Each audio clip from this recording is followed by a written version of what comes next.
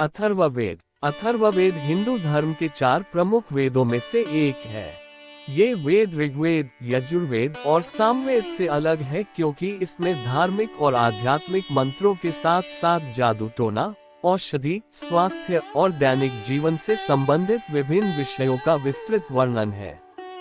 अथर्ववेद को ब्राह्मणों का वेद भी कहा जाता है क्योंकि इसमें धार्मिक अनुष्ठानों और कर्मकांडों का विस्तृत वर्णन है। अथर्ववेद की रचना का श्रेय ऋषि अथर्वा और ऋषि अंगिरा को दिया जाता है। इसमें कुल 20 कांड, अध्याय, 730 सूक्त, स्तुतियां और लगभग 6000 मंत्र शामिल हैं। अथर्ववेद भाग 1 के प्रमुख विषय। अथर्ववेद में जादू टोना, तंत्र मंत्र और विभिन्न प्रकार के अनुष्ठानों का विस्तृत वर्णन है।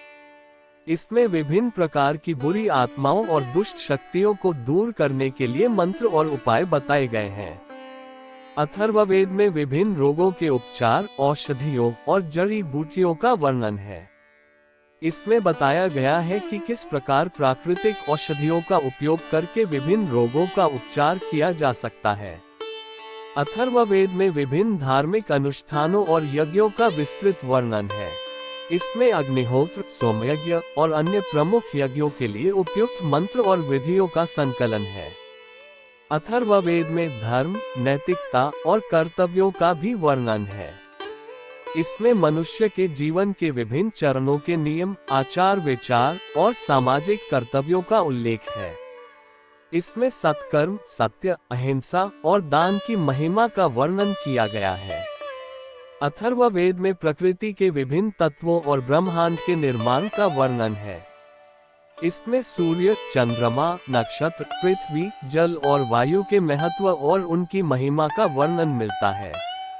अथर्ववेद में आत्मा की शुद्धि, मन की शांति और आध्यात्मिक उन्नति के लिए विभिन्न साधनों का उल्लेख है।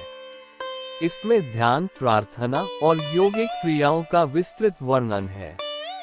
मत्स्य पुराण का दूसरा भाग धार्मिक, ऐतिहासिक और सांस्कृतिक दृष्टिकोण से अत्यंत महत्वपूर्ण है।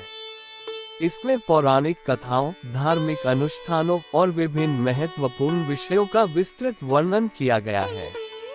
इस भाग में मुख्य रूप से धार्मिक शिक्षाओं, विभिन्न देवी देवताओं की कहानियों और यथार्थ के बारे में गहन जानकारी प्रस्तुत की गई है।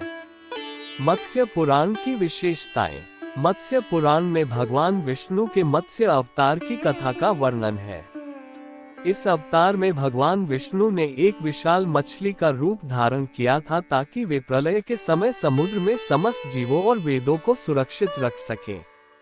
मत्स्य अवतार के माध्यम से भगवान विष्णु ने प्रलय के समय प्राचीन ऋषि मुनियों और एक राजा के साथ महत्वपूर्ण वस्तुओं को बचाया और सृष्टि की पुनर्निर्माण के लिए उनकी सहायता की।